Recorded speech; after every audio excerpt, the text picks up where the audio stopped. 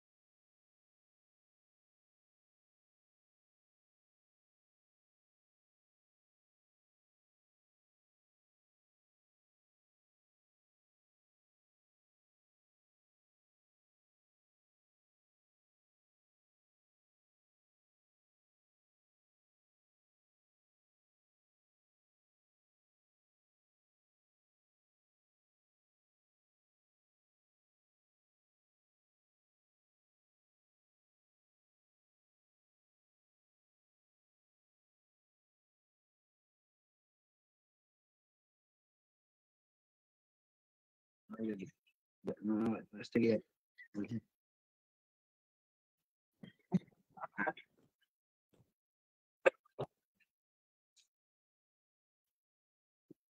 ada ya?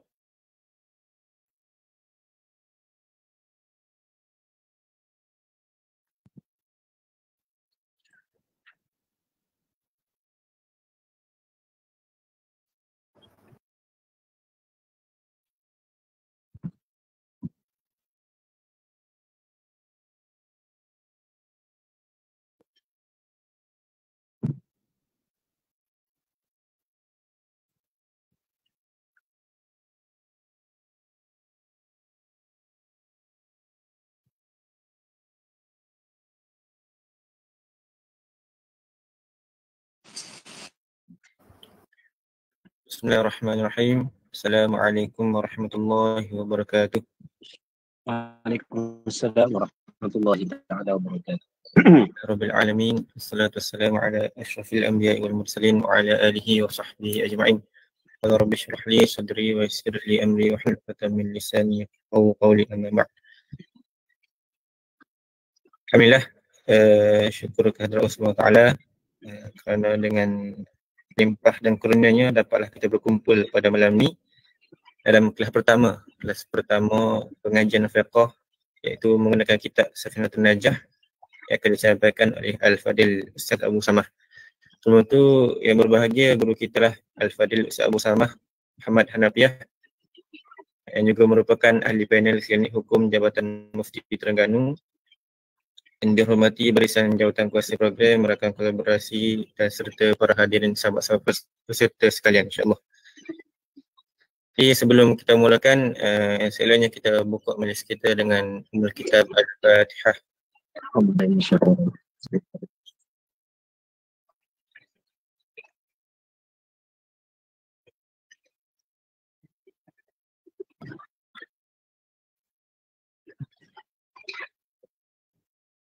Amin amin ya rabbal alamin.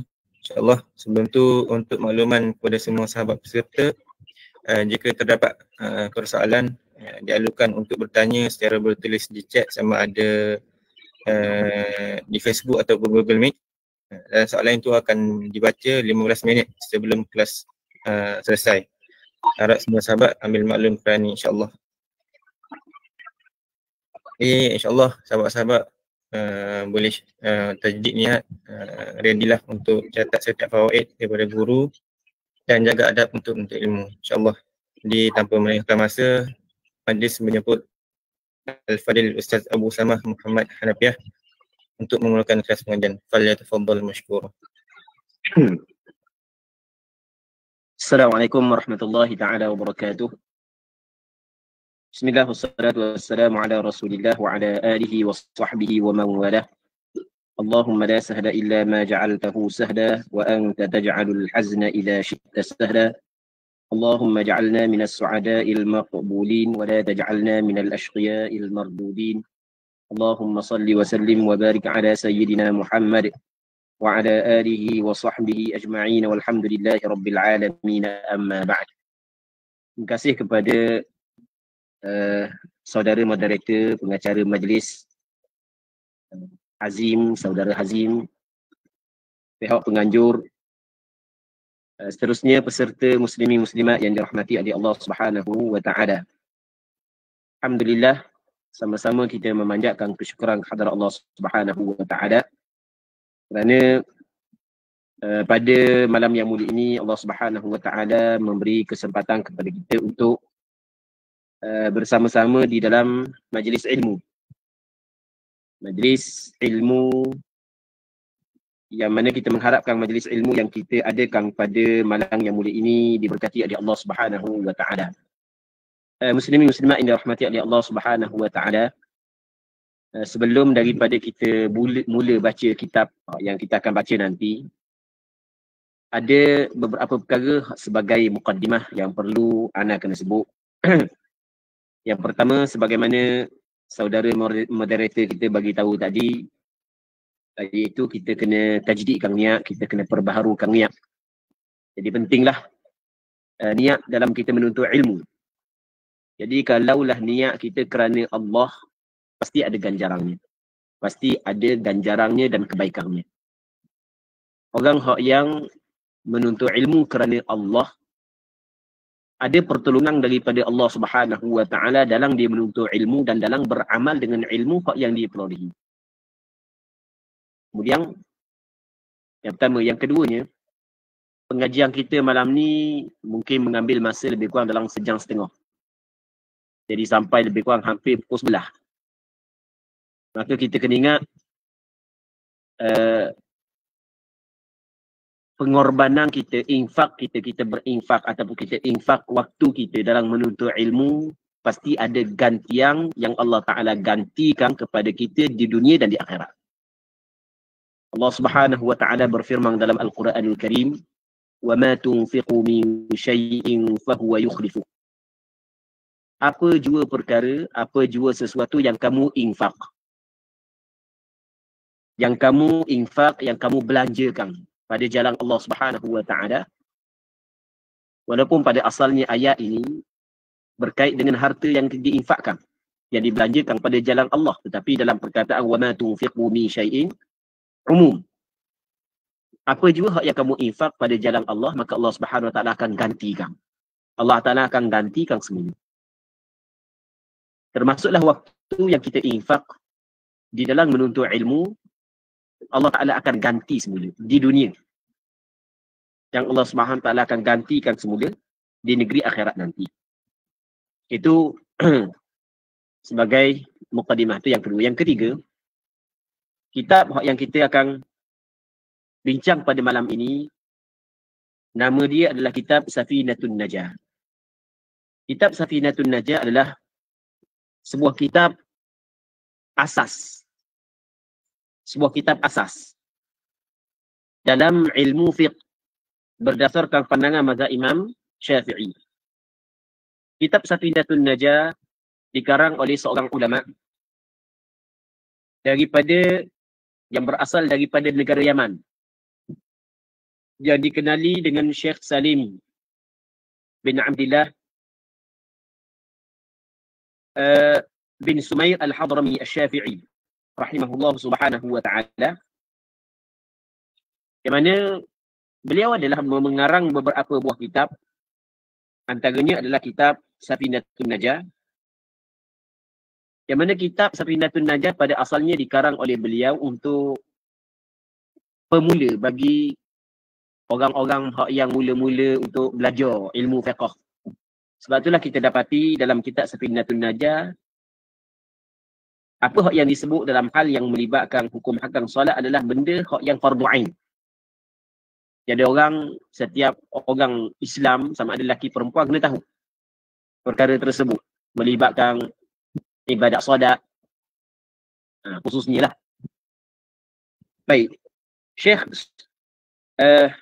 pengarang kita diwafat ataupun dia meninggal dunia pada tahun 1271. Dan dia meninggal dunia di Indonesia.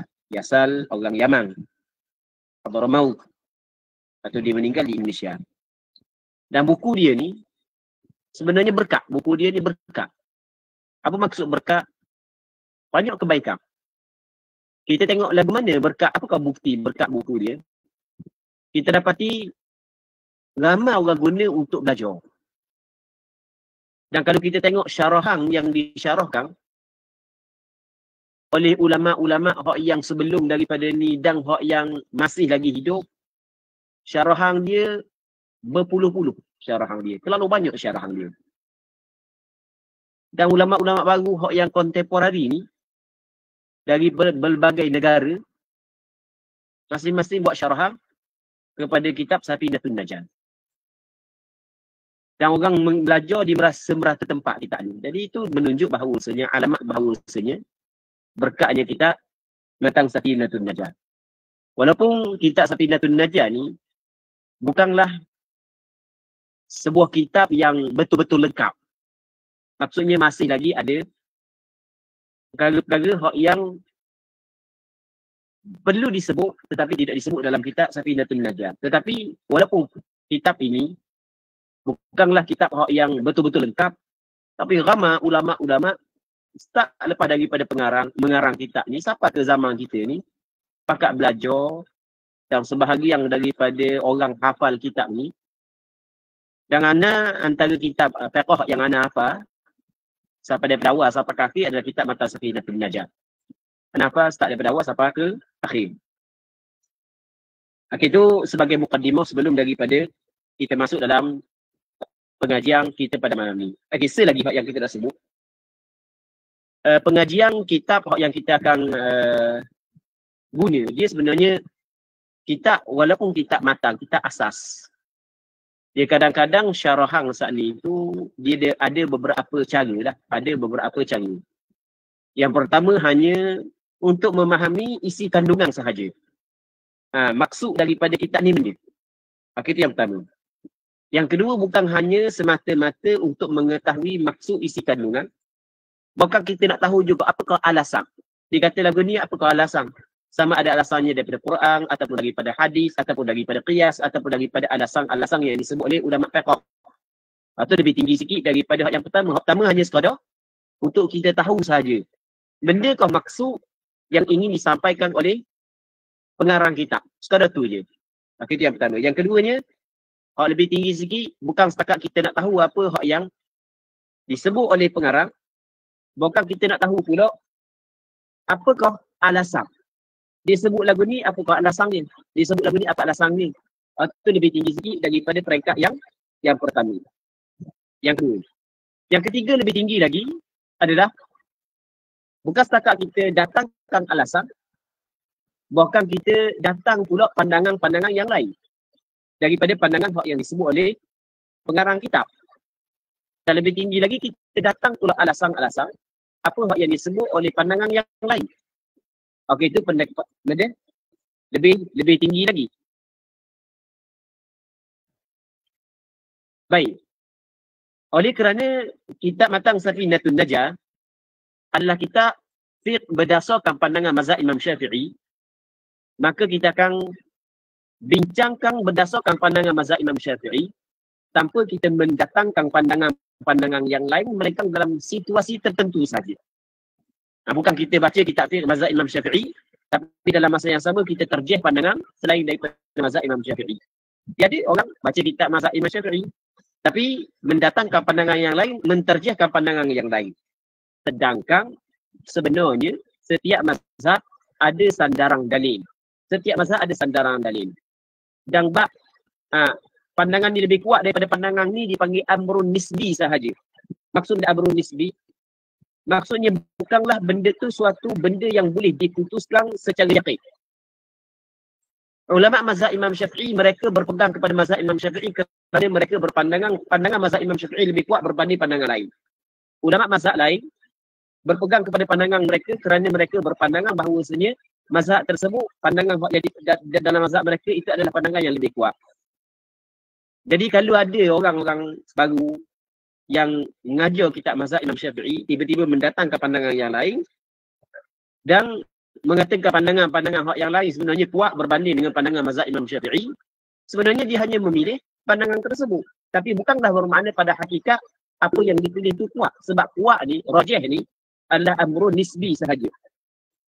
Selama mana dalil itu bersifat dhanni, maka jelaslah dia memberi ruang untuk berbeza pandangan.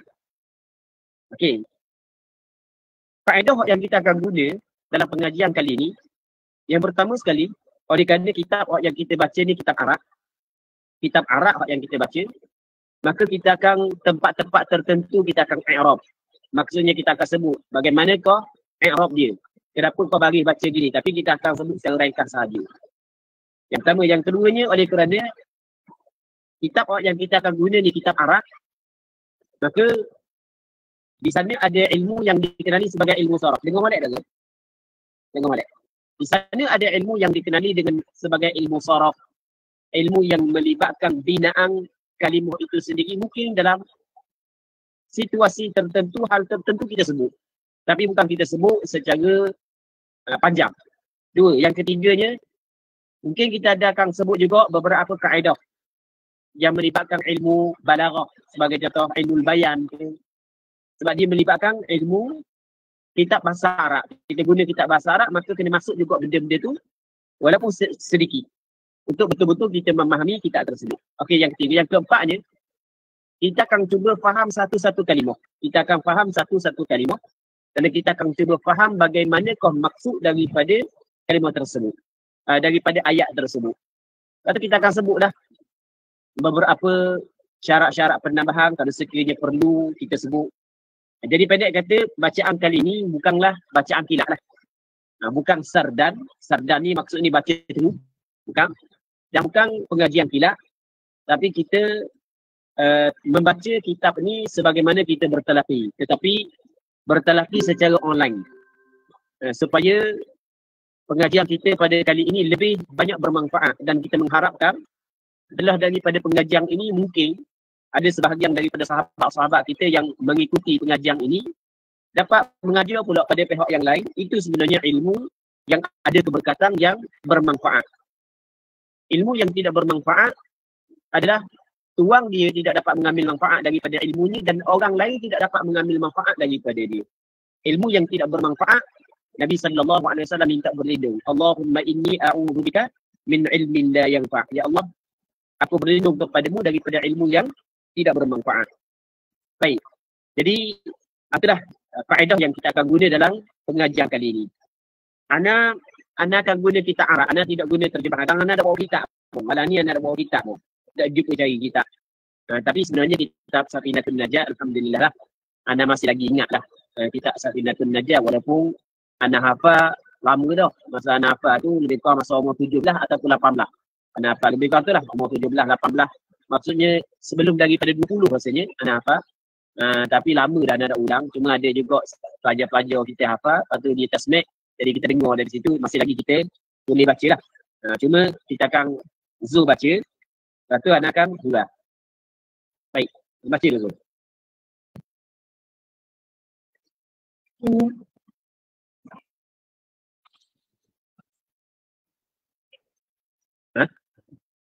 Baca. Dah dah.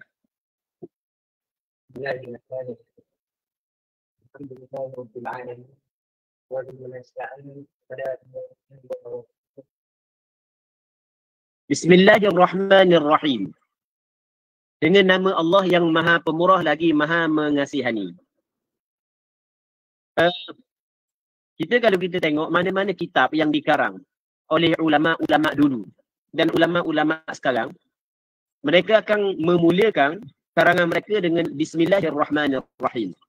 Secara ringkasnya, kenapa? Jawapannya adalah yang pertama kerana nak mengikut Al-Quran. Itu yang pertama. Kerana nak ikut Al-Quranul Karim. Kerana Al-Quranul Karim susunan. Tengoklah. Kerana Al-Quranul Karim susunan asal dimulakan dengan Bismillah. Begitu juga susunan mengikut penurunan dimulakan dengan surah Iqra. Surah Iqra mula dengan mana? Iqra bismi rabbikal ladzi khalaq. Baca oleh Muhammad dengan nama Tuhanmu.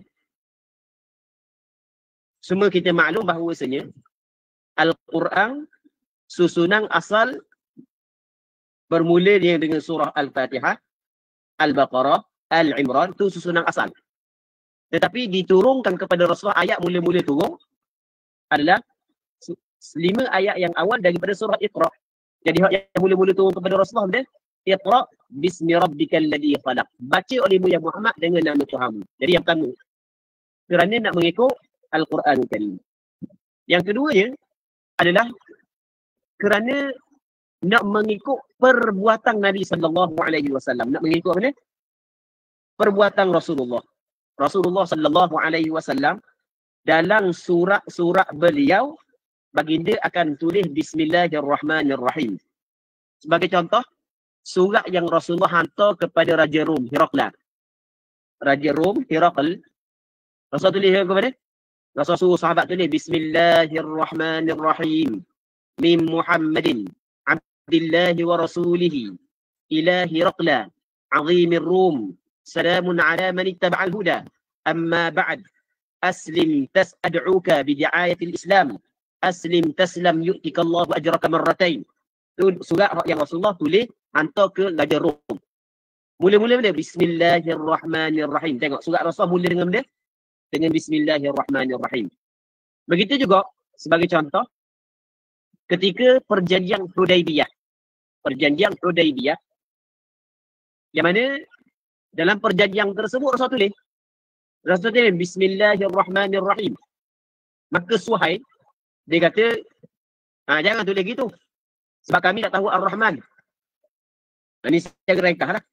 Jadi nak yang mu tulis macam hak yang mu tulis sebelum ni Bismillahirrahmanirrahim. Tak mahu tulis Bismillahirrahmanirrahim. Maksudnya surat Rasulullah dalam perjanjian dengan penduduk Mekah, Rasul tulis benda mula-mula Bismillahirrahmanirrahim. Okey, yang pertama, kenapakah kitab-kitab dimulakan dengan bismillah? Kerana nak mengikut Al-Quran. Yang keduanya kerana nak mengikut benda perbuatan Nabi sallallahu alaihi wasallam. Yang ketiga, di sana ada hadis. Yang mana hadis ini sebahagian daripada ulama hadis menilai sebagai hadis dhaif. Tapi ada sebahagian ulama hadis mengatakan hadis ini hasan. Perkataan dhaif, hasan ataupun sahih, ini perbincangan dalam ilmu mustalah hadis. Saya ringkas dia. Sebagai ulama mengatakan hadis ini dhaif, sebagian mengatakan hasan li ghairi. Yang mana kata Nabi sallallahu alaihi wasallam, kullu amrin dhi balin la yubda'u fihi bismillahirrahmanirrahim fahuwa aqta. Ada riwayat fahuwa ajzam, ada riwayat fahuwa abtar. Setiap perkara yang dianggap penting oleh syarak tidak dimulakan dengan bismillahirrahmanirrahim, maka ia adalah fahuwa aqta. Dia seperti binatang yang terpotong ekor, terpotong sebahagian daripada anggota badan dia. Binatang yang berpenyakit luguh, berpenyakit luguh daging dia. Maksudnya binatang tersebut tidak lengkap, tidak cukup. Binatang yang terpotong ekor ke terpotong kaki, cacat tak? Cacat. Begitu juga pekerjaan yang kita buat. Kalau tidak mula dengan bismillah, pekerjaan itu cacat nisbah kepada pandangan syarak, bukan nisbah kepada zahir. Mungkin zahir itu sempurna, tapi pada pandangan syarak cacat. Maksud dia cacat, kurang keberkatan. Bukan tak ada keberkatan. Kurang keberkatan dan kurang kebaikan pada pekerjaan tersebut. Begitu juga kita dituntut sebelum daripada kita makan, baca bismillah. Sebelum daripada berwuduk, baca bismillah. Jadi kalau kita makan tidak baca bismillah, kita berwuduk tidak baca bismillah, maka perbuatan kita saat itu tidak sempurna. Tidak sempurna. Kurang keberkatan. Tidak sempurna kebaikan. Okey, yang pertama, kerana nak mengikut Al-Quran. Yang keduanya, kerana nak mengikut apa yang dibuat oleh Rasulullah. Yang ketiganya, kerana nak beramal dengan mafhum hadis yang kita baca saat ini. Okey, itu secara ringkas Bismillahirrahmanirrahim. Sebenarnya perbincangan panjang. Tapi kalau kita bincang panjang, habis masa dengan perbincangan ini. Sebab kita banyak lagi benda yang kita nak bincang lepas daripada ini. Kemudian pengarang kata lagu mana? Alhamdulillahirrabbilalamin. Gitu kan? Alhamdulillahirrabbilalamin. Alhamdu maksud dia alhamdu segala puji. Alhamdu makna segala puji. Lillah, berhak bagi Allah. Segala puji milik bagi Allah. Segala puji berhak bagi Allah Subhanahu wa taala. Alhamdulillah ay mustahiqun lillah. Segala puji berhak bagi Allah Subhanahu wa taala, Rabbil alamin, Tuhan ataupun tuan, pemilik, pencipta sekalian alam. Jadi kita ada perkataan alhamdulillah Rabbil alamin. Cuma lillah tu dua kalimah lah. Kita ringkaskan lam, kita kata lillah satu kalimah, sebenarnya dua kalimah situ. Secara ringkasnya kita nak bincang apa makna alhamdu, segala puji. Apa makna puji? Puji ada makna pada lughah dan ada makna pada istilah ataupun pada uruf ulama. Pada istilah ulama ataupun istilah syarak. Puji mengikut pada lughah adalah at-tana'u bil lisan 'ala al-jamil al-ikhtiyari. Maksudnya puji dengan lidah. Puji dengan lidah. Sebut kebaikan dengan lidah di atas sifat yang molek, di atas sifat yang baik. Yang mana sifat tersebut ataupun di atas benda yang baik. Yang mana benda yang baik itu adalah hasil daripada usaha. Jadi ada benda yang baik, yang comel pada seseorang bukan usaha dia. Ada yang usaha dia. Orang ni muka dia comel, itu bukan usaha dia. Orang ni putih, itu bukan usaha dia. Itu bukan ikhtiari. Kalau ikhtiar ni rajin dia. Bersungguh dia belajar. Okey, dia ada ilmu. Sifat pemurah. Okey, itu dipanggil dia ikhtiyari. Maka sebut dengan lidah di atas sifat hak yang comel, di atas benda yang comel, hak yang dinisbahkan kepada ikhtiyari, itu yang dinamakan sebagai puji pada lughah. Manakala puji mengikut istilah, mengikut uruf ulama, mengikut istilah adalah perbuatan.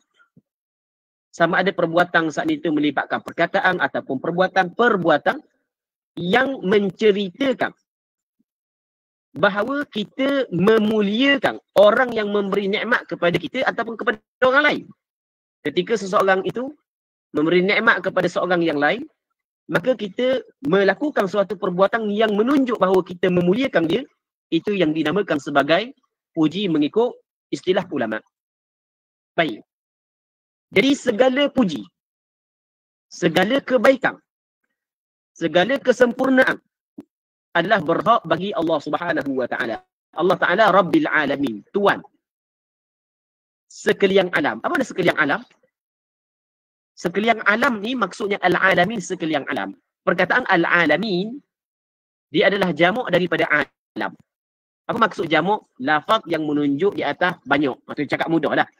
Kalau kita nak bincang secara detail tu kena bincang dalam ilmu nahwu lah. Ataupun sebahagian ulama tidak kata jamak, dia panggil mulhaq bil jam'i. Okey, tak apalah. Kita guna istilah jamak je. Dia jamak daripada alam. Alam mana benda alam? Apa makna alam? Alam ni adalah setiap benda yang ada yang selain daripada Allah. Kullu mawjudin siwa Allah dipanggil alam. Kalau kita tanya alam tu benda, setiap perkara yang ada selain daripada Allah. Setiap benda yang ada selain daripada Allah tu dipanggil benda? Dipanggil alam. Serbang, alam. Jubah, alam. Kita, alam. Langit, alam. Bumi, alam. Alam ni benda? Kullu mawjudin siwa Allah. Setiap perkara yang ada yang selain daripada Allah itu yang dinamakan sebagai alam. Sama ada dia berakal ataupun tidak. Kenapa kau setiap selain daripada Allah dinamakan sebagai alam? Kerana perkataan alam ini diambil daripada perkataan alamah. Apa nak alamah? Tanda. Kerana setiap perkara yang selain daripada Allah menjadi tanda di atas kewujudan Allah. Bagi orang yang berfikir. Menjadi tanda di atas keesaan Allah. Menjadi tanda di atas kekuasaan Allah. Okey, ke tidak makna alam? Alam makna benda? Setiap perkara yang ada yang selain daripada Allah tu makna alam. Manakala alamin, makna dia benda alamin, sebahagian ulama mengatakan al-alamin ini oleh kerana digunakan lafaz jamak mudzakkar salim, maka dia merujuk kepada benda, kepada hak yang berakal. Alam hak yang berakal. Benda alam yang berakal, hak yang selain daripada Allah yang ada yang berakal siapa? Yang pertama, manusia. Yang keduanya, jin. Yang ketiganya, malaikat. Okay, jadi Rabbil Alamin, tuang kepada sekalian alam. Allah Ta'ala adalah tuang kepada manusia. Oh, jadi kita memiliki tuang. Tuang kepada jin dan tuang kepada para malaikat. Jadi ketika kita memuji Allah, Alhamdulillah, segala puji bagi Allah. Tuang sekalian alam, kita sendiri ketika kita memuji, kita sedar bahawasanya kita ini dimiliki. Ada tuang. Kita ada tuang. Maka kita kena ikut apa hak yang tuang kita nak. Okey, itu pandangan sebahagian ulama dalam menafsirkan al-alamin. Sebahagian yang lain mengatakan al-alamin ini adalah setiap perkara yang ada. 7 petala langit, 7 petala bumi dan setiap perkara yang ada di antara keduanya. Itu makna al-alamin. Jadi Allah Ta'ala tuang sekalian alam, maksudnya Allah Ta'ala ada tuang kepada 7 petala langit, 7 petala bumi dan barang yang ada di antara keduanya. Kerana di sana ada, dalam Al-Quran ada ayat Allah Subhanahu Wa Ta'ala berfirman, ketika Nabi Musa berdakwah kepada Fir'aun, maka Fir'aun tanya, wa ma rabbul alamin? Ketika Nabi Musa mengajak Fir'aun untuk menyembah Tuhan sekalian alam. Maka Fir'aun kata lagu mana? Wa ma rabbul alamin? Apakah Tuhan sekalian alam? Maka kata Nabi Musa, Rabbus samawati wal ardi wa ma bainahuma. Tuang kepada 7 petala langit dan bumi dan barang yang di antara keduanya. Baik. Itu makna Rabbil Alamin. Alhamdulillahi Rabbil Alamin. Segala puji bagi Allah, Tuan kepada sekalian alam. Kemudian, wasallallahu. Kemudian dia kata, wabihi nasta'in. Wabihi dan dengannya, dengan Allah, nasta'in, kami meminta pertolongan. Perkataan nasta'in ada dalam surah Fatihah. Perkataan nasta'in ada dalam surah Fatihah. Iyyaka na'budu wa iyyaka nasta'in. Apa makna nasta'in? Kami meminta pertolongan. Apa makna nasta'in? Kami meminta pertolongan. Kata pengarang, wa bihi nasta'in. Dan dengannya Allah, nasta'in, kami meminta pertolongan. Orang yang belajar ilmu tata bahasa Arab, dia akan faham perkataan ba pada bihi itu dia berta'alluq. Dia bergantung dengan nasta'in di belakang. Asalnya, wa nasta'inu bihi. Itu asal susunan dia. Wa nasta'inu bihi. Kami meminta pertolongan dengannya Allah Subhanahu wa ta'ala. Tapi dia ambil bihi, diletakkan di hadapan. Nasta'in diletakkan kemudian. Dipanggil ditakdimkan ataupun didahulukan muta'alliq di atas muta'allaq. Yang pada asalnya muta'allaq duduk dulu baru muta'alliq duduk diam. Ataupun pada asalnya muta'allaq duduk dulu, muta'alliq duduk diam. Tetapi didahulukan muta'alliq di atas muta'allaq. Nah, ni orang yang belajar ilmu tata bahasa Arab dia faham lah. Cuma nak sebut sikit je. Wa bihi nasta'in, asalnya wa nasta'inu bihi. Tetapi didahulukan perkataan bihi di atas kalimah nasta'in. Dalam bahasa Arab, apabila kita mendahulukan suatu kalimah yang pada asalnya diletakkan kemudian, maka mesti kena ada nuktah ataupun mesti kena ada tujuan ataupun ada faedah. Ada faedah. Kita mendahulukan kalimah yang pada asalnya kemudian. Apakah faedahnya? Faedahnya di sini adalah hasr. Hasr maknanya membataskan. Taqdimu ma haqquhu at-ta'khir yufidul hasra. Mendahulukan benda hak yang sebenarnya dikemudiankan, dia memberi faedah akan hasar, akan membataskan. Maksudnya membataskan perkataan wa bihi nasta'in dan dengannya Allah Ta'ala kami meminta pertolongan. Maksudnya dengan Allah Ta'ala jua kami meminta pertolongan. Maksudnya dengan Allah Ta'ala jua. Dengan Allah Ta'ala sahaja kami minta pertolongan. Apakah pembatasan di situ? Kita tidak meminta pertolongan kepada selain daripada Allah. Tengok, pengarang kita, dia ajar kepada kita. Pada muqaddimah kitab dia, setiap penuntut ilmu mesti kena sentiasa meminta pertolongan kepada Allah. Sahaja. Meminta pertolongan kepada Allah adalah perkara yang dituntut oleh Allah Subhanahu wa ta'ala dalam Al-Quran. Mana? Allah Ta'ala ajar kepada kita, kita kena baca semua. Iyyaka na'budu wa iyyaka nasta'in. Yang kedua, meminta pertolongan kepada Allah adalah perkara yang dituntut oleh Rasulullah sallallahu alaihi wasallam dalam hadis. Kata Rasulullah kepada Abdullah bin Abbas, "Ya gulam, inni u'allimuka kalimat, ihfazillaha yahfazka, ihfazillaha tajidhu tujahaka. Idza sa'alta fas'alillah fatu, wa idza ista'anta fasta'in billah." Apabila mu minta pertolongan, fasta'in billah, maka mintalah pertolongan dengan Allah. Di sini kita dapat faham bahawasanya secara tersiratnya pengarang kita ingin memberitahu ni benda yang tersirat. Saigianya kepada penuntut ilmu kena sentiasa meminta pertolongan kepada Allah dalam dia menuntut ilmu. Bukan dalam menuntut ilmu saja, dalam semua perkara. Orang yang sentiasa meminta pertolongan kepada Allah pasti dapat pertolongan daripada Allah Subhanahu wa ta'ala. Allah Ta'ala tidak mensia-siakan hamba dia yang berbuat baik kepada Allah Subhanahu wa ta'ala. Wa bihi nasta'in. Dan dengan Allah Ta'ala nasta'in. Apa makna nasta'in? Nasta'in ni dengan makna natlubul aun. Sebab sin dan tak pada nasta'in dipanggil talab.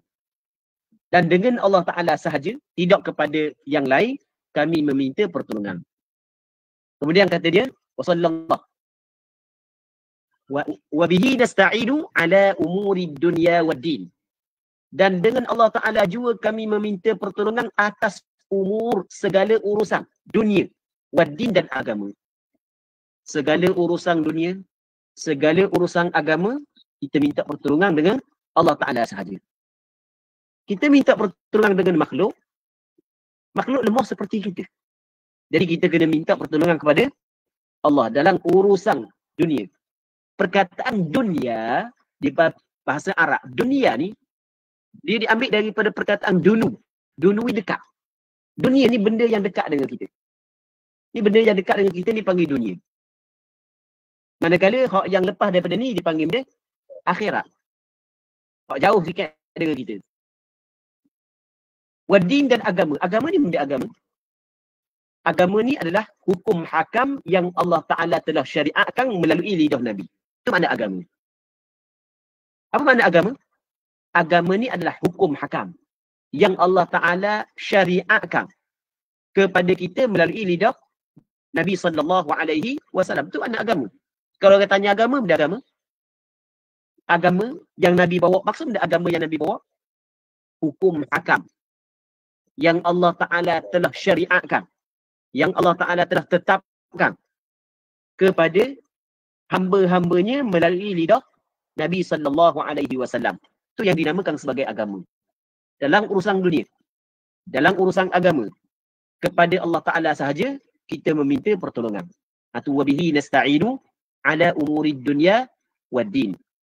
Kemudian dia kata wa sallallahu ala sayyidina Muhammadin wa ala alihi wa sahbihi ajma'in. Betul. Wa sallallahu wa sallam ala sayyidina Muhammadin khatamin nabiyyin wa ala alihi wa sahbihi ajma'in wa la hawla wa la quwwata illa billahil aliyyil azim. Dia kata wa sallallahu. Kita kalau kita belajar dalam ilmu bahasa Arab, salla ni dia panggil fa'il madhi. Allahu ismul jalalah, i'rabnya jadi fa'il. Baik. Fa'il madhi ni dia menunjuk di atas suatu yang telah berlaku. Jadi kalau kita nak terjemah asalnya, sallallahu telah memberi rahmat yang disertakan dengan ta'zim. Allah Ta'ala telah memberi rahmat yang disertakan dengan ta'zim. Dia salah, perkataan salah ataupun selawat kepada Rasulullah. Salah datang daripada Allah dengan makna rahmat. Kalau daripada malaikat dengan makna istighfar, meminta ampun. Kalau daripada kita, dinamakan sebagai doa. Selawat kepada Rasulullah, kalaulah daripada Allah, Allah Ta'ala yang berselawat kepada Rasulullah dengan makna dia, Allah Ta'ala yang memberi rahmat serta ta'zim. Apa dia ta'zim? Memuliakan. Ta'zim memuliakan. Baik. Kalau daripada malaikat dengan makna dia, istighfar. Mana istighfar? Meminta ampun. Malaikat berselawat kepada Rasulullah. Maksudnya malaikat berselawat, malaikat meminta ampun untuk Rasulullah. Kalau datang daripada kita dengan makna doa, kita berselawat kepada Rasulullah, maksudnya kita berdoa kepada Allah agar Allah Ta'ala memberi rahmat kepada Rasulullah. Boleh faham kan? Jadi selawat kepada Rasulullah kita tengok datang daripada ni. Sebenarnya ada lagi pandangan yang lain. Ini pandangan yang masyhur. Pandangan yang masyhur, selawat kepada Rasulullah makna dia adalah datang daripada Allah, rahmat yang disertakan dengan ta'zim. Betul? Rahmat yang disertakan dengan ta'zim. Kalau daripada malaikat, nama dia benda istighfar. Orang istighfar meminta ampun. Yang ketiganya kalau daripada kita berdoa. Okey. Jadi faham dah kan? Wa sallallahu makna dia telah, ni asal makna dia. Allah Ta'ala telah memberi rahmat serta memuliakan. Itu wa sallallahu. Allah Ta'ala memberi rahmat serta memuliakan kepada Nabi sallallahu alaihi wasallam. Okay, baik. Perkataan sallallahu, dia ni istilah dia yang digunakan oleh ulama adalah insya'iyah maknan. Maksud insya'iyah maknan, perkataan ni adalah khabariyah lafzan, insya'iyah maknan. Pada lafaznya adalah kalam khabari. Hanya sekadar nak menceritakan. Tetapi pada maknanya nak menjadikan. Jadi perkataan wa sallallahu dengan makna semoga, mudah-mudahan Allah Ta'ala, itu makna dia. Mudah-mudahan, semoga Allah Subhanahu wa Ta'ala menambahkan lagi rahmat. Sebab Allah Ta'ala sentiasa memberi rahmat kepada Rasulullah kan. Menambahkan lagi rahmat dan menambahkan lagi kemuliaan kepada Nabi sallallahu alaihi wasallam. Okey, tidak makna selawat. Nah, kita urang satu-satu kalimah tu. Wasallama. Apa makna sallama? Sallama apa makna salam? Penghormatan. Kesejahteraan. Semoga Allah Subhanahu wa Ta'ala mensejahterakan Nabi sallallahu alaihi wasallam. Sallallahu wasallama ala sayyidina, di atas penghulu kita. Nabi sallallahu alaihi wasallam adalah penghulu kita, ketua kepada kita. Kata Rasulullah dalam sebuah hadis, ana sayyidu waladi adama yaumal qiyamati wala fakhra. So kata aku adalah penghulu kepada anak Adam pada hari kiamat dan tidak ada fakhr. Aku tidak bermegah-megah dengan kedudukan tersebut. Cuma aku nak ceritakan. Rasulullah adalah penghulu kita. Ala sayyidina, di atas penghulu kita. Nama dia Muhammad bin Abdullah bin Abdul Muttalib bin Hashim bin Abdi Manaf, anak cucu kepada Ismail bin Ibrahim sallallahu wasallam alaihi. Baik. Sayyidina Muhammad khatamin nabiyyin, boleh baca khatimin nabiyyin, boleh baca khatamin nabiyyin. Kalau nak sama dengan Quran macam dia khatamin nabiyyin. Dalam Quran Allah Taala katakan, ma kana Muhammadun aba ahadin min rijalikum walakin Rasulullah, walakin Rasul, betul dah kan? Maka kana Muhammadun aba ahadin min rijalikum walakin Rasulullah wa khataman nabiyyin. Nabi Muhammad, maka betul tak kita ayat Quran? Ha? Betul. Mana orang ngapal Quran ingat?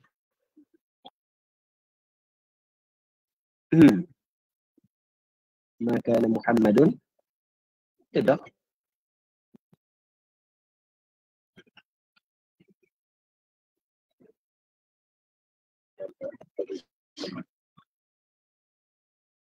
Betul dah lah.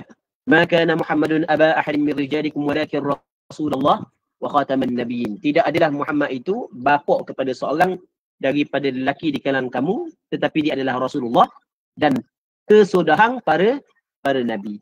Nabi Muhammad sallallahu alaihi wasallam adalah khataman nabiyyin, kesudahan, penutup bagi segala nabi. Rasulullah adalah penutup bagi segala nabi. Maksud dia Rasulullah penutup bagi segala nabi, tidak ada nabi yang dilantik menjadi nabi selepas daripada Rasulullah. Bukan tak ada nabi selepas Rasulullah. Tidak ada nabi yang dilantik menjadi nabi selepas daripada Rasulullah. Tetapi masih lagi ada nabi selepas daripada Rasulullah. Ada dah nabi? Siapa? Nabi Isa. Nabi Isa akan turun di akhir zaman. Dia datang selepas daripada Rasulullah. Tetapi dilantik Nabi Isa menjadi nabi dan rasul sebelum daripada Rasulullah. Nabi Rasulullah adalah penutup bagi segala nabi. Maksud dia tidak ada nabi selepas daripada Rasulullah. Maksudnya tidak ada nabi yang dilantik selepas daripada Rasulullah. Manakala Nabi Isa, kenabian dan kerasulannya dilantik sebelum daripada Nabi sallallahu alaihi wasallam. Nabi ni bila nabi?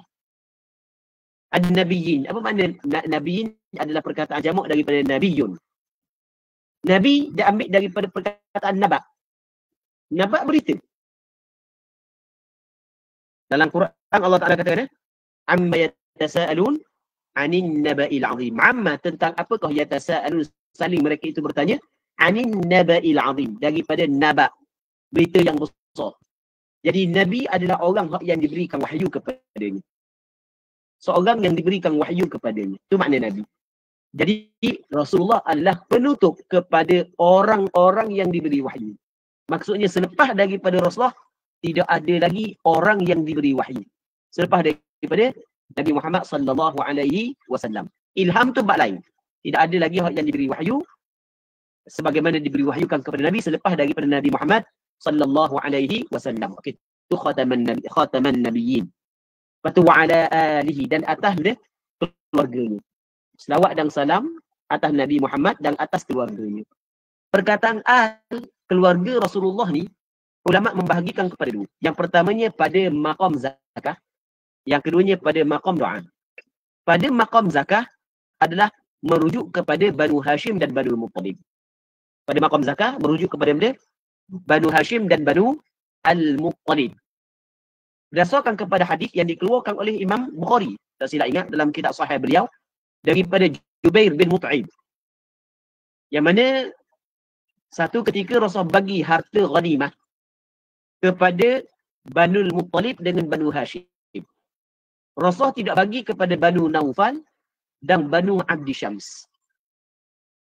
Maka Jubair bin Mut'im, seorang sahabat Rasul daripada Bani Naufal, Uthman bin Affan daripada Bani Abdi Syams, dua orang ni datang berjumpa dengan Rasulullah. Khabar kepada Rasulullah, Rasulullah bagi kepada Banu Muttalib. Rasulullah tak bagi kepada kami. Sedangkan kami dengan Banu Muttalib adalah satu martabat, satu kedudukan nisbah kepada Rasulullah. Kata Rasulullah, innama Banu Hashim wa Banu Muttalibi syai'un wahid. Banu Hashim dengan Banu Muttalib ada suatu yang satu.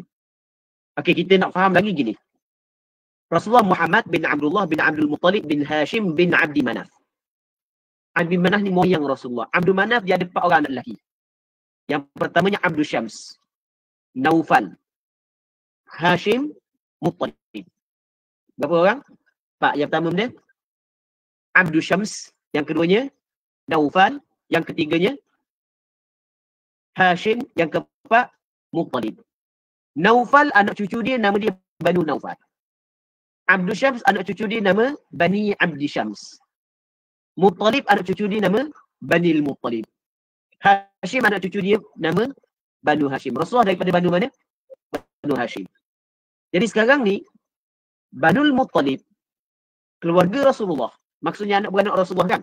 Kalau Banu Muttalib anak beranak Rasulullah, maka begitu juga Banu Abdi Syams, Banu Naufal. Tak gitu. Apabila Rasulullah bagi harta ghanimah, apabila Rasulullah dapat harta ghanimah, kalau Rasulullah bagi kepada anak Rasulullah saja, maka bermakna keluarga lain tak dapat. Rasulullah bagi kepada keluarga anak dia. Kalau dibagi ke sepupu sepapak dia, maka keluarga dia lebih besar. Kalau dibagi pula bukan sepupu, 2 sepupu dia, maka keluarga dia lebih besar dibagi yang. Maksudnya dibagi kepada keluarga yang lebih besar. Tiba-tiba Rasul bagi kepada Banu Hashim. Okey, kalau Rasul bagi Banu Hashim saja, mungkin Banu lain tak minta Tapi Rasul bagi juga kepada Banu Muttalib. Bila Rasul bagi kepada Banu Muttalib, jadi bermakna Banu Naufal dengan Banu Abdi Syams faham bahawasanya Rasulullah bagi kepada keluarganya yang lebih besar. Maka Jubair bin Mut'im daripada Bani Naufal bagi berjumpa dengan Rasulullah sallallahu alaihi wasallam meminta hak dia. Sebab Rasulullah bagi kepada keluarga dia lebih besar. Begitu juga Sayyidina Uthman bin Affan. Dia minta. Sebab Rasulullah bagi kepada keluarga yang lebih besar.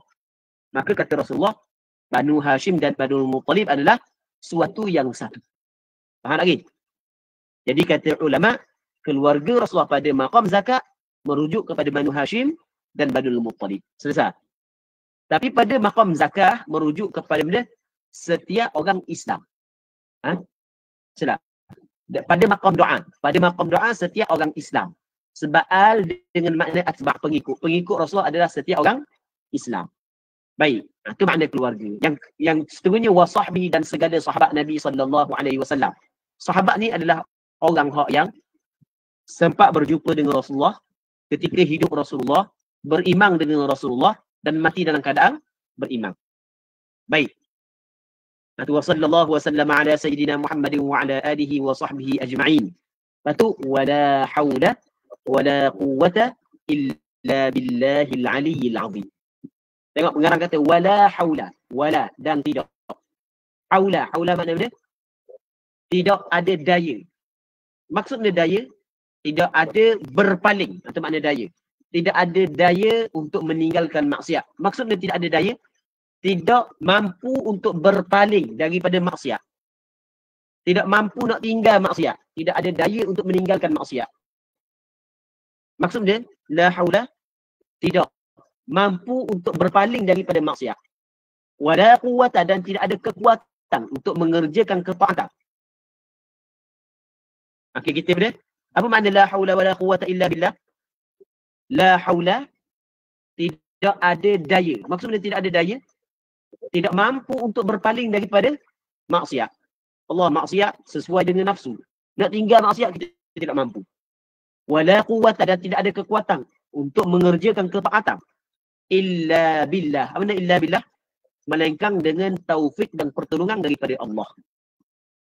Kita nak tinggal maksiat, nak mengerjakan ketaatan, kita tidak mampu melainkan dengan taufik daripada Allah. Nah, tengok pengarang kita. Tadi dikata wa bihi nasta'in. Patut bagi wala haula wala quwwata illa billah.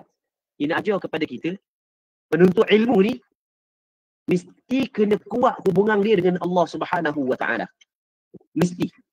Dia kena faham makna hakikat la haula wala quwwata illa billah.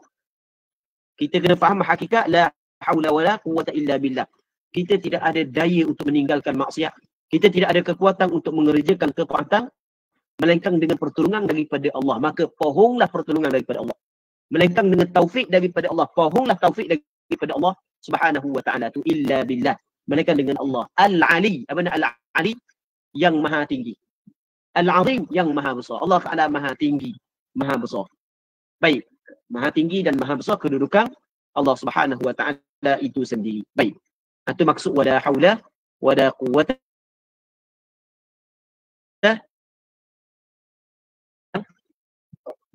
أركان الإسلام خمسة: شهادة أن لا إله إلا الله وأن محمدا رسول الله وإقام الصلاة وإيتاء الزكاة وصوم رمضان وحج البيت من استطاع إليه سبيلا.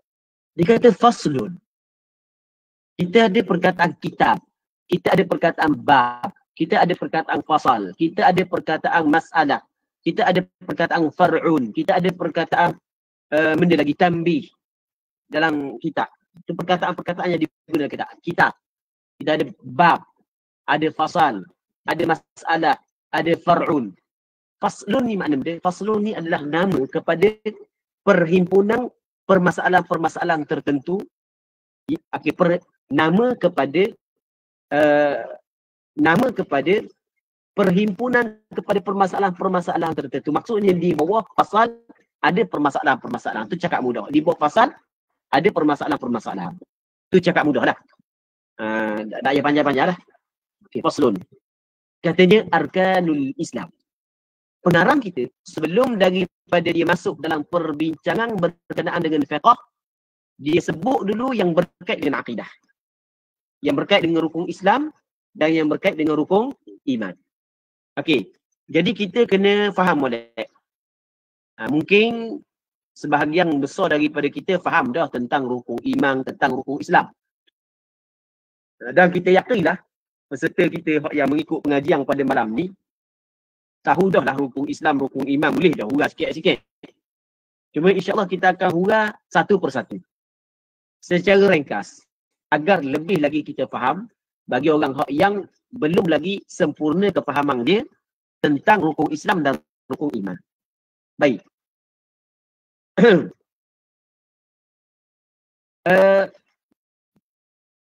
Yang pertama kata pengarang kita arkanul Islam. Kita tengok perkataan arkanul Islam. Kita ada berapa kalimah di situ?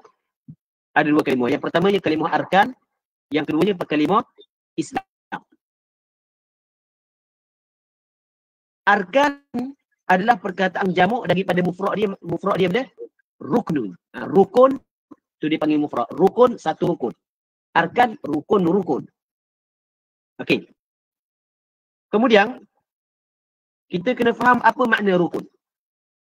Dia rukun kalau mengikut lughah, mengikut penggunaan bahasa,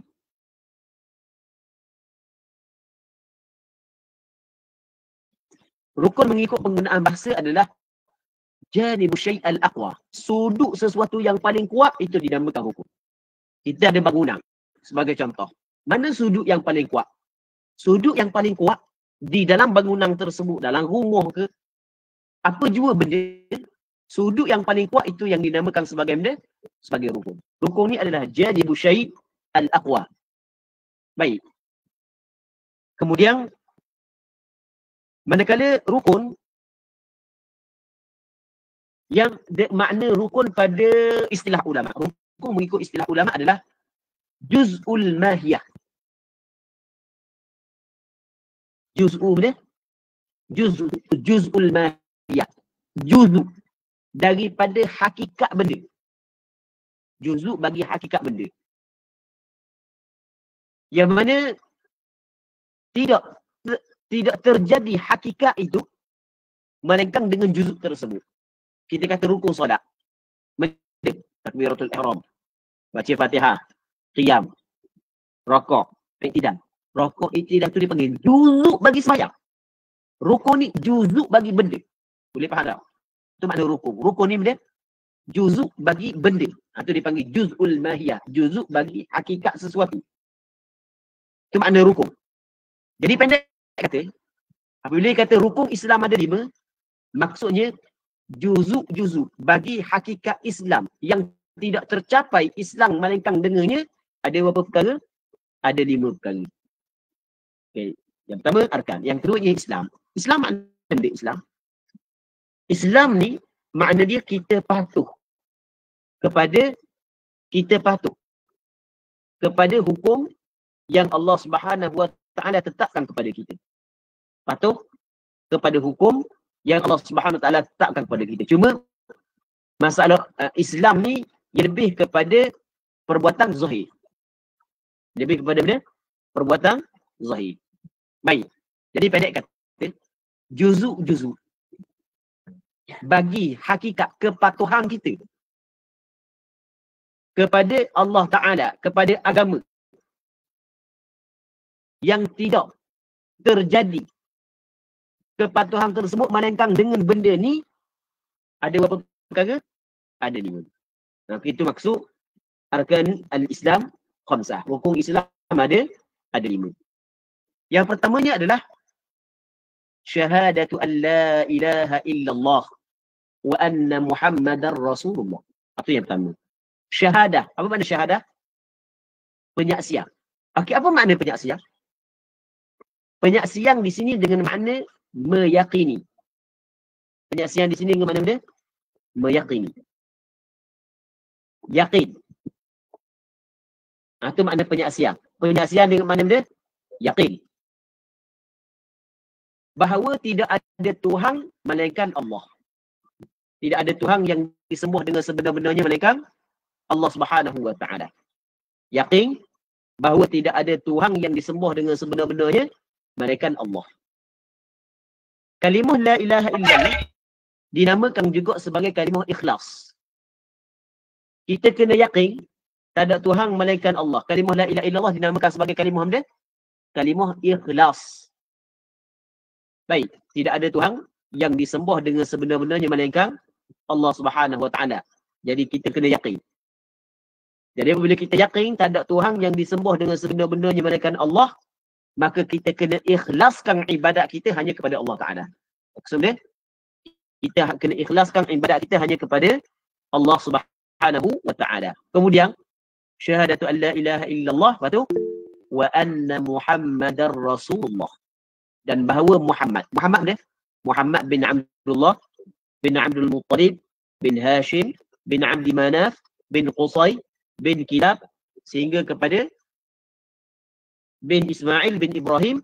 Nabi Muhammad tu yang ibu dia adalah Aminah, yang dilahirkan di Mekah pada tahun gajah, wafat di Madinah. Muhammad itu adalah Rasulullah, utusan Allah. Apa makna Muhammad utusan Allah? Apa maksud Muhammad utusan Allah? Nabi Muhammad sallallahu alaihi wasallam utusan Allah. Maksudnya Allah Ta'ala memilih Nabi Muhammad di kalangan hamba dia dan diberi risalah, perutusan, wahyu kepada Nabi Muhammad dan diperintahkan kepada Nabi Muhammad supaya menyampaikan kepada umat. Itu makna Rasulullah. Allah Ta'ala bagi wahyu kepada Nabi Muhammad dan Allah Ta'ala mewajibkan kepada Nabi Muhammad untuk menyampaikan. Ya ayyuhar rasulu balligh ma unzila ilaik. Wahai Rasul, sampaikan apa hak yang diturunkan kepadamu. Baik. Jadi Nabi Muhammad adalah Rasulullah. Apa maksud Rasulullah? Utusan Allah. Maksud utusan Allah, Allah Ta'ala memilih dia di kalangan hamba Allah. Lalu Allah Ta'ala bagi dia wahyu kepada dia. Dan Allah Ta'ala perintahkan kepada dia untuk menyampaikan. Jadi apabila kita faham Muhammad adalah Rasulullah, maka mesti kita kena ikut Nabi Muhammad. Faham lagi? Kita mesti kena ikut Nabi Muhammad sallallahu alaihi wasallam. Mana-mana agama, mana-mana pembawakan yang menyalahi pembawakan Nabi Muhammad sallallahu alaihi wasallam, maka ia adalah sesat lagi menyesatkan. Kerana Nabi Muhammad telah dipilih oleh Allah menjadi Rasul Allah. Mana-mana pembawakan, sama ada mereka itu mendakwa orang Islam ataupun tidak, yang menyalahi apa yang dibawa oleh Rasulullah, maka ia adalah sesat lagi menyesatkan. Kerana Nabi Muhammad adalah dia utusan Allah. Allah Ta'ala memilih dia.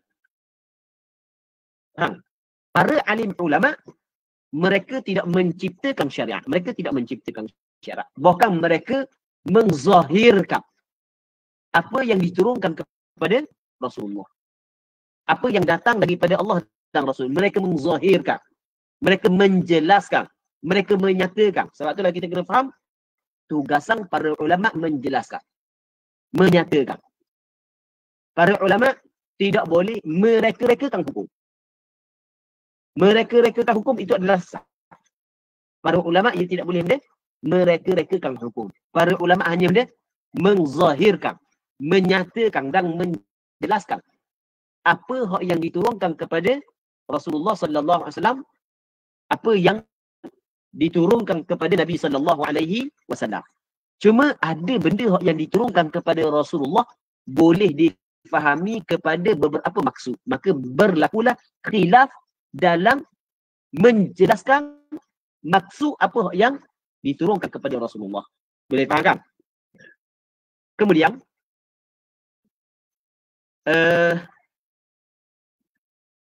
penyaksian bahawa tidak ada Tuhan melainkan Allah dan Nabi Muhammad adalah utusan Allah. Itu yang pertama. Yang kedua, wa iqamus salah. Iqam makna mendirikan. Perkataan iqamus salah adalah masdar daripada aqama. Aqama yuqimu iqamah. Mendirikan salat. Apa makna iqamus salat? Apa makna mendirikan salat? Kita ada perkataan mendirikan, kita ada perkataan salat. Okey, kita nak bincang apa makna mendirikan. Mendirikan, dia makna benda mendirikan. Iqam makna benda mulazamah wal istimrar. Itu makna dia. Tetap. Kekal. Mengekali dan tetap. Itu makna mulazamah. Tidak dikatakan seseorang itu mendirikan salat, melainkan dia tetap dan mengekali mengerjakan salat. Sebab tu dalam Al-Quran ada ayat yang selain daripada wa aqimus salah, ada ayat Allah Ta'ala kata bagaimana? Hafizu ala salawati was salatil wusta. Hendaklah muhafazah. Apa muhafazah? Menjaga oleh kamu sembahyang fardu 5 waktu dan sembahyang al-wusta. Sembahyang wusta sembahyang mana? Sembahyang zuhur mengikut pandangan ramai di kalangan ulama. Bukan sembahyang zuhur, sembahyang asar mengikut ramai di kalangan ulama. Okey. Begitu dalam Al-Quran ada ayat wa'bud rabbaka hatta ya'tiyakal yaqin. Hendaklah beribadat kepada Tuhanmu sehingga datang kepadamu yaqin. Maksudnya yaqin di sini mati. Mu kena beribadat sehingga mu meninggal dunia. Kemudian iqam. Mana benda iqam? Mendirikan. Kita guna perkataan saya bermukim. Maksud saya bermukim, saya menetap. Apa menetap? Tinggal. Menetap di sini. Iqamatus salah ataupun iqamus salah, mendirikan salat. Maksudnya mendirikan mulazamah, tetap mengerjakan salat, berterusan mengerjakan salat. Itu makna iqamatus salah. Iqamus salah. Salah makna benda salah. Salah di sini dengan makna adalah perbuatan-perbuatan tertentu, perkataan-perkataan tertentu yang dimulakan dengan takbir dan disudahi dengan salam. Itu makna salat. Mendirikan salat maksudnya mendirikan suatu ibadat yang dinamakan sebagai salat. Dan maksud salat di sini adalah salat fardu 5 waktu. Kerana salat sunat dia tidak termasuk dalam rukun Islam, dia tidak termasuk dalam kewajipan yang diwajibkan kepada mukallaf. Yang termasuk dalam rukun Islam adalah mendirikan salat fardu 5 waktu bagi orang yang wajib ke atasnya mendirikan salat tersebut. Baik, wa iqamus salah. Lepas tu wa ita'uz zakah. Ita' adalah masdar. Okey, tak payahlah kita lah masdar ke apa. Ita', memberi zakat. Dia kalau sebut kata memberi zakat, mesti kena ada penerima. Jadi memberi zakat kepada orang yang layak menerima. Memberi zakat kepada siapa? Kepada orang yang layak menerimanya. Itu makna wa ita'uz zakah. Zakat ni adalah harta tertentu yang wajib dikeluarkan. Baik. Wa ita'uz zakah, betul? Wa shaumu Ramadan. Berpuasa pada bulan Ramadan. Berpuasa, apa makna berpuasa? Menahan diri daripada makan, minum, bersetubuh dan melakukan perkara yang membatalkan puasa bermula daripada keluar fajar sehingga terbenam matahari dengan niat yang tertentu. Ramadan maksudnya bulan dalam bulan Islam. Dalam bulan di sisi orang Arab, iaitu bulan yang ke-9 di sisi orang Arab. Jadi berpuasa pada bulan Ramadan. Kemudian wahiju ataupun wahju, dia boleh baca dulu lah. Wahaju ataupun wahiju. Wahijul bait. Betul? Man istata'a ilaihi sabila. Dia perkataan haj ataupun hij dalam bahasa Arab dengan makna qasah. Hijjul bait, al-bait di sini dengan makna Kaabah. Maksudnya hijjul bait, qasah, menuju ke Kaabah. Menuju ke Kaabah untuk buat update, untuk mengerjakan ibadat haji dan umrah. Ibadat haji sepakat mengatakan wajib. Ibadat umrah berlaku khilaf, mazhab Imam Syafi'i juga wajib. Jadi perkataan wahijjul bait, hij dengan mana dia hij? Dengan mana qasa. Wahijjul bait ay wa qasdul Ka'bah. Qasa menuju ke Kaabah kerana dia kerana melaksanakan nusuk ibadat haji ataupun ibadat umrah ataupun mengajikan ibadat haji dan umrah. Baik. Itu makna wahijjul bait man istata'a, mereka yang mampu. Istata'a makna dia mampu. Ilaihi kepadanya, kepada bait, pada baitullah, mampu sabila akan jalan, maf'ul bih bagi istata'a. Mereka yang mampu akan jalan. Maksud dia jalan, Imam Syafi'i menafsirkan jalan di sini dengan makna ar-rahilah waz-zad ataupun az-zad war-rahilah. Zad bekalan, perbelanjaan. Pergi, perbelanjaan pulang, dan perbelanjaan yang ditinggalkan kepada keluarga sekiranya ada kewajipan dia kena tanggung keluarga dia yang dia tinggal di rumah. Rahilah kenderaan. Kalau zaman kita ada duit.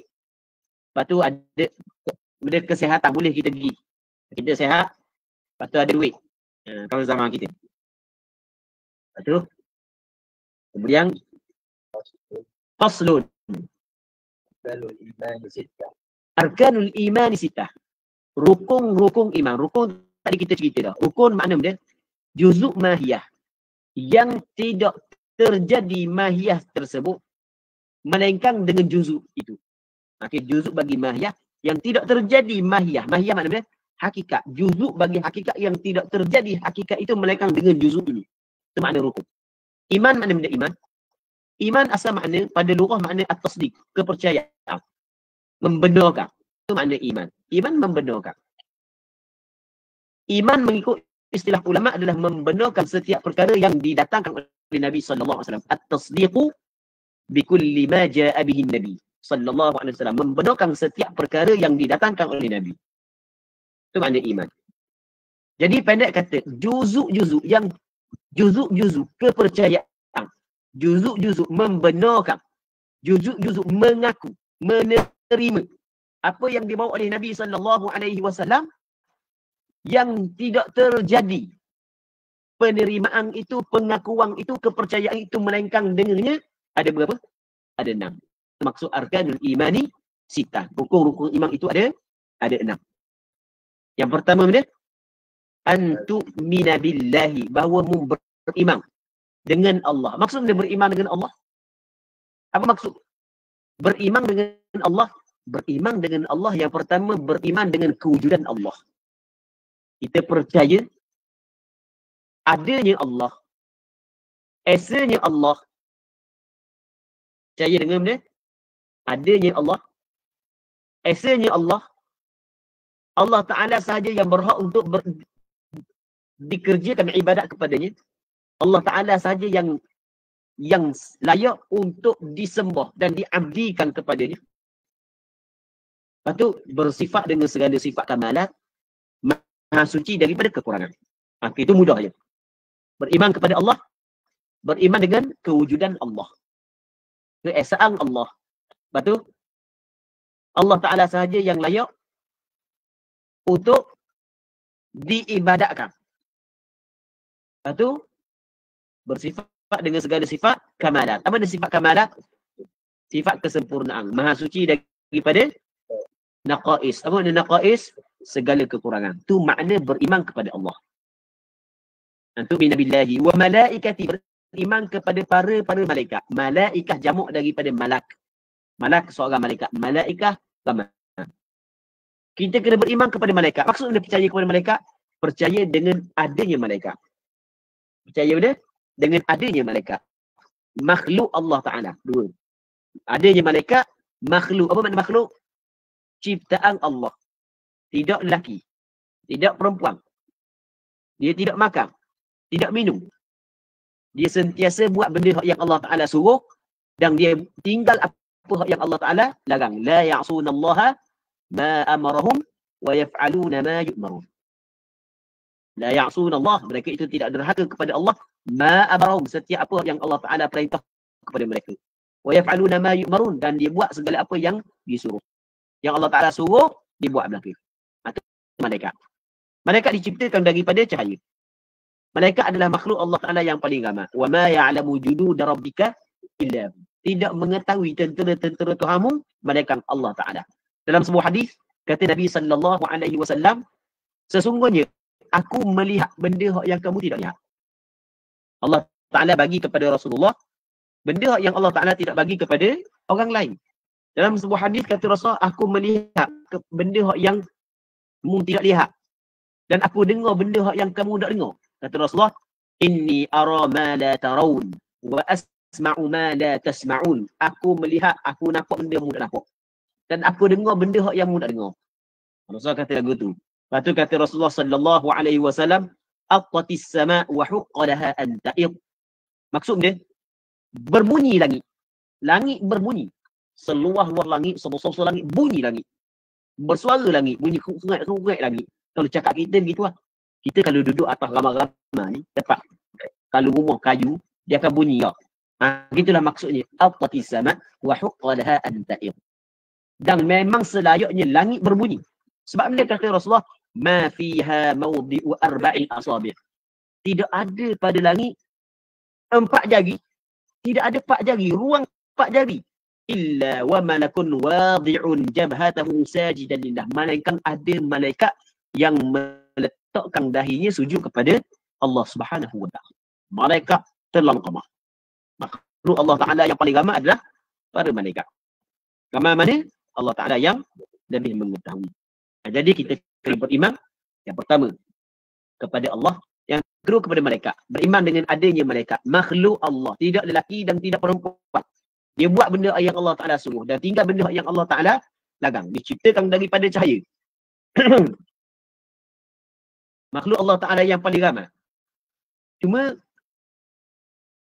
dan malaikat memiliki sayap. Ada yang memiliki 2 sayap, ada memiliki 3 sayap, ada memiliki 4 sayap.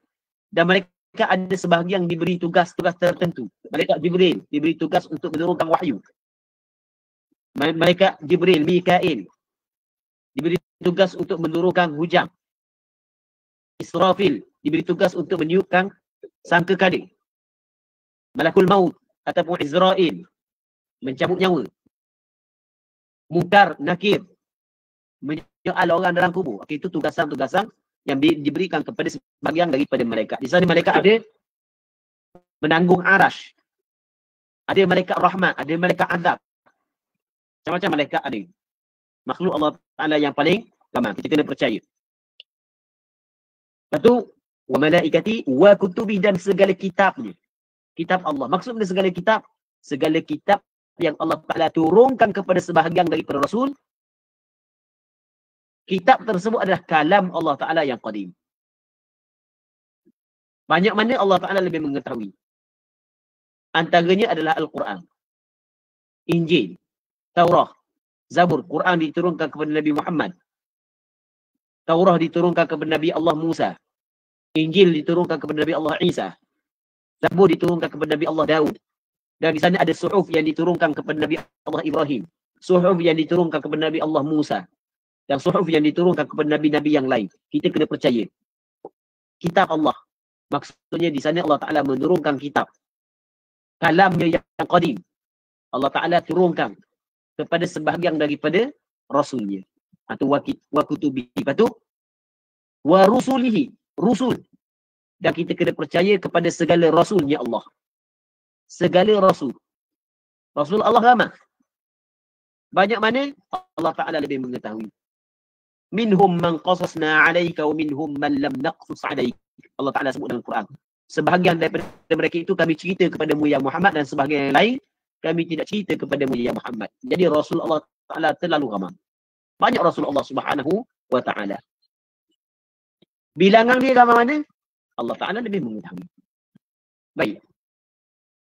Cuma Rasulullah yang mula-mula sekali, Nabi Adam. Itu mengikut pandangan hak yang masyhur. Ada pandangan yang kedua, kata Rasulullah yang mula-mula adalah Nabi Allah Nuh. Nabi Allah Adam, Nabi, bukan Rasul. Tapi pandangan yang masyhur, Nabi Allah Adam, Nabi dan Rasul. Last sekali adalah Nabi Muhammad sallallahu alaihi wasallam. Perbezaan di antara Rasul dengan Nabi ada perselisihan di kalangan ulama. Sebagian ulama mengatakan Nabi dan Rasul sama. Sebagian ulama mengatakan Nabi Rasul berbeza. Ulama yang mengatakan Nabi berbeza, berbeza pula pandangan. Apakah Nabi, apakah Rasul? Pandangan yang masyhur, Nabi sama dengan Rasul sama-sama menerima wahyu. Cuma perbezaannya, Nabi diwajibkan, dibebankan, Rasul dibebankan kepada dia menyampaikan, manakala Nabi tidak dibebankan kepada dia menyampaikan. Situ je perbezaan pandangan yang masyhur. Wa rusulihi. Lepas tu, wal yaumil akhir, dan hari akhirat. Hari akhirat, wal yaumil akhir, hari akhir, hari Allah. Dia beriman kepada hari akhir ni adalah beriman kepada hari akhir dan barang yang berlaku di dalamnya. Itu maksud beriman dengan hari akhir adalah beriman dengan hari akhir dan barang yang berlaku di dalamnya. Hari akhir bermula daripada bermulanya kematian seseorang. Di sana ada hadis, man mata faqad qamat qiyamatuh. Sesiapa yang mati maka sungguhnya berlakunya kiamat. Hadis ni ada perbincangan di kalangan ulama hadis. Sama ada kuat ataupun tidak. Okay, kita secara ringkasnya,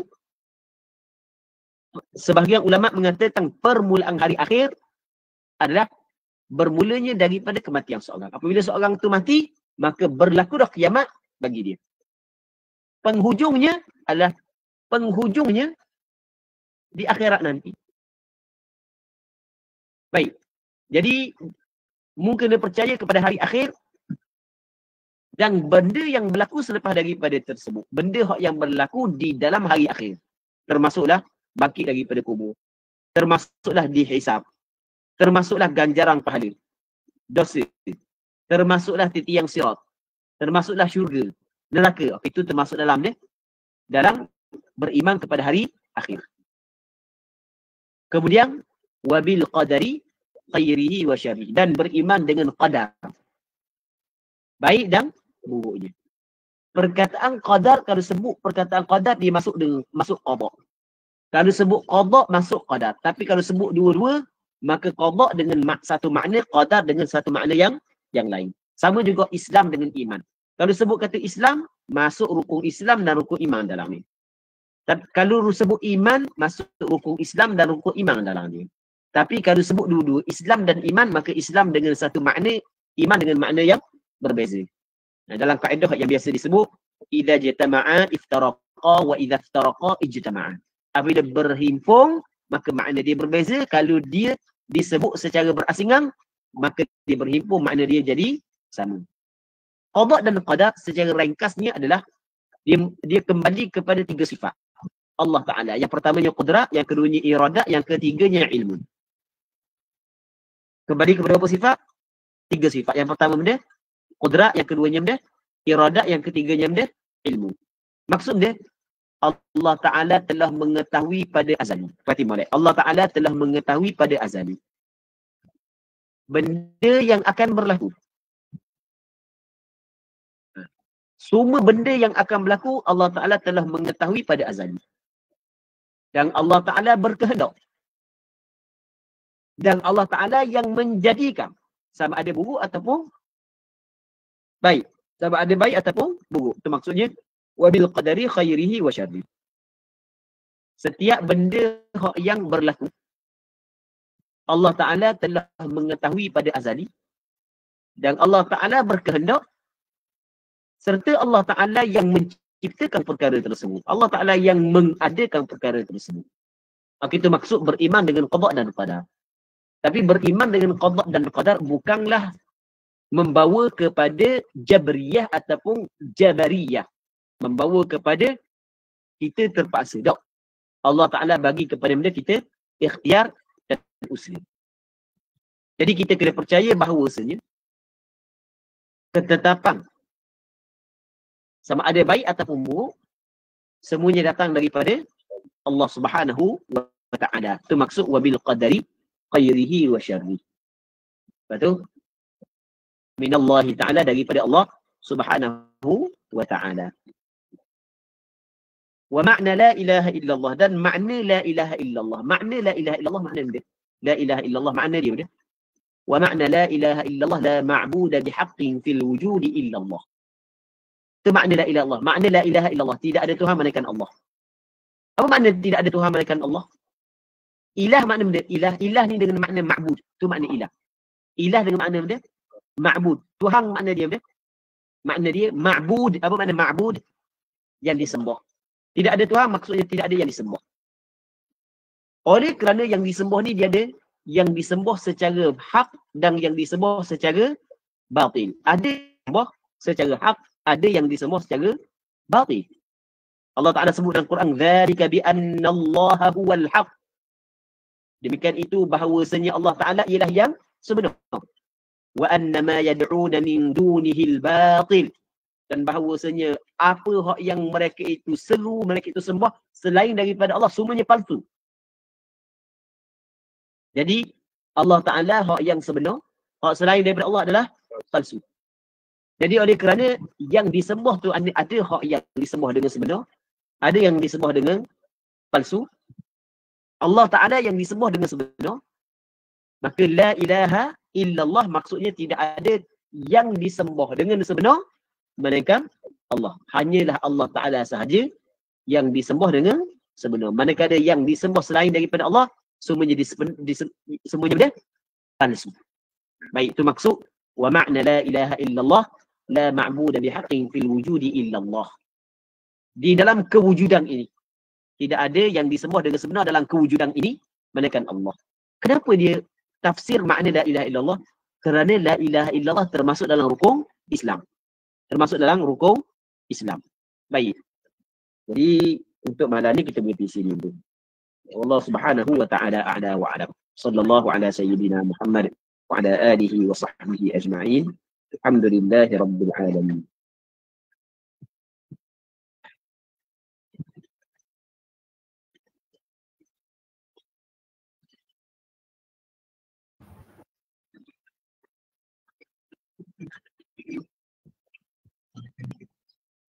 Bismillahirrahmanirrahim.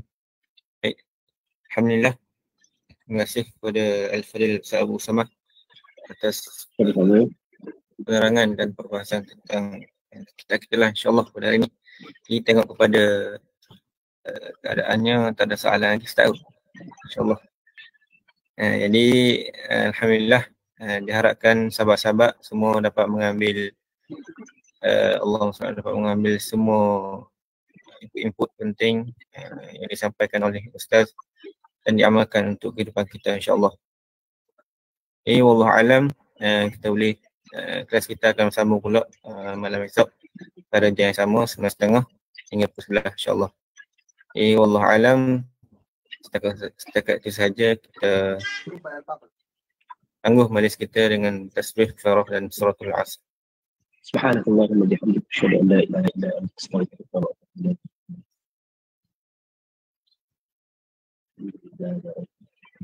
Wallahu alam. Assalamualaikum warahmatullahi wabarakatuh. Terima kasih, Ustaz. Assalamualaikum.